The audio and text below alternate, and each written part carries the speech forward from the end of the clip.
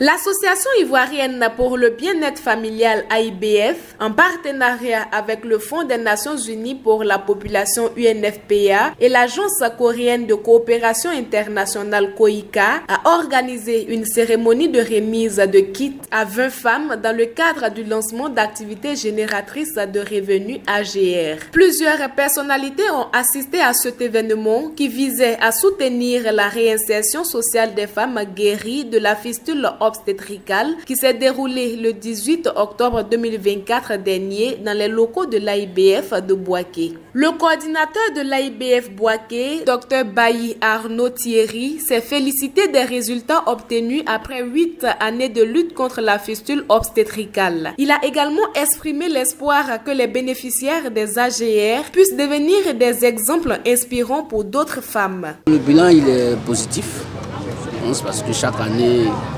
on tourne autour d'une moyenne de 18 femmes à qui on donne les AGR.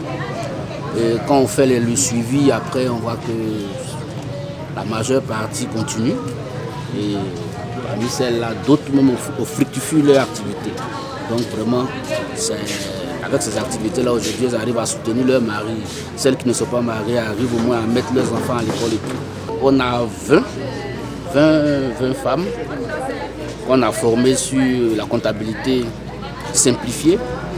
Donc ces diverses activités, chacune a choisi son activité en fonction de sa compétence et puis de sa région. On attend de ces femmes-là qu'elles continuent, elles gardent leur activité, qu'elles fructifient leur activité et qu'elles puissent aujourd'hui aller vers ceux qui peut-être les ont rejetés aujourd'hui un jour pour leur dire que ce n'était pas une malédiction ou bien de la sorcellerie, mais tout juste une maladie qu'elles ont eue en voulant mettre au monde. Kalbo Kombiré, sage-femme et coordinatrice santé mère-enfant au district sanitaire de Bouaké Sud, a salué l'engagement de l'AIBF dans l'accompagnement de ces femmes. Elle a également félicité les bénéficiaires pour avoir respecté les conseils des professionnels de santé, tout en soulignant les projets à venir du ministère de la Santé publique. Vraiment, c'est pour dire merci à l'association, l'AIBF, qui nous accompagne depuis plusieurs années, qui nous aide à lutter contre les maladies qui minent la mère et son bébé, à lutter contre les décès maternels. Vraiment, nous disons merci à l'AIBF pour l'accompagnement. Vraiment, nous disons nos encouragements, nos félicitations à celles qui ont bien voulu accepter de se montrer à visage découvert pour recevoir les soins et de guérir de cette maladie-là. C'est de les féliciter, les encourager et de leur demander d'être les porte-parole du ministère de la Santé et de tous ceux qui luttent pour leur cause, d'être leur porte-parole au niveau de la communauté.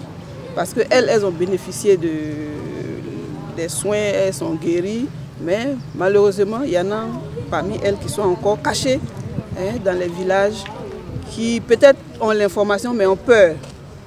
Voilà, il faut qu'elles puissent continuer la sensibilisation, qu'elles puissent être des modèles pour nous aider dans notre tâche, parce que ce n'est pas facile.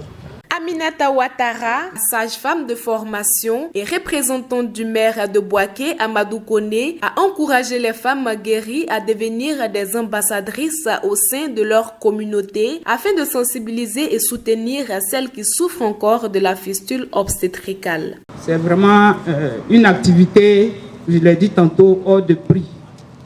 Et je voudrais souhaiter vraiment à ces moments-là d'être les porte-flambeaux de cette organisation pour porter auprès de leurs consoeurs ce message, afin que toutes celles qui sont encore dans l'ombre, qui hésitent à sortir de l'ombre pour espérer être guéries, elles soient vraiment le porte-parole pour pouvoir vraiment les aider à sortir. La porte-parole des bénéficiaires a partagé un témoignage émouvant avant d'exprimer sa reconnaissance aux partenaires pour ce geste significatif. C'est pendant l'opération que ma vessie a été fistulée.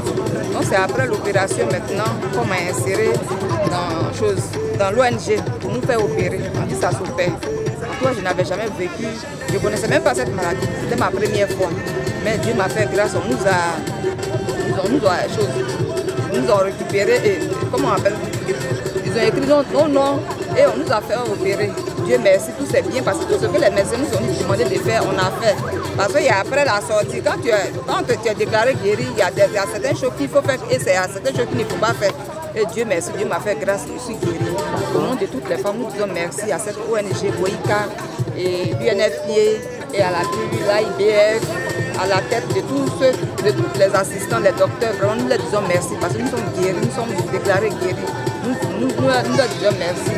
Voilà, ce matin, nous sommes venus encore, nous avons fait des présents. Pour que ce qu'on faisait avant, nous allons continuer de faire. Pour que nous soyons des femmes autonomes, des femmes épanouies. Nous leur disons merci dans l'ensemble, que Dieu vous bénisse infiniment.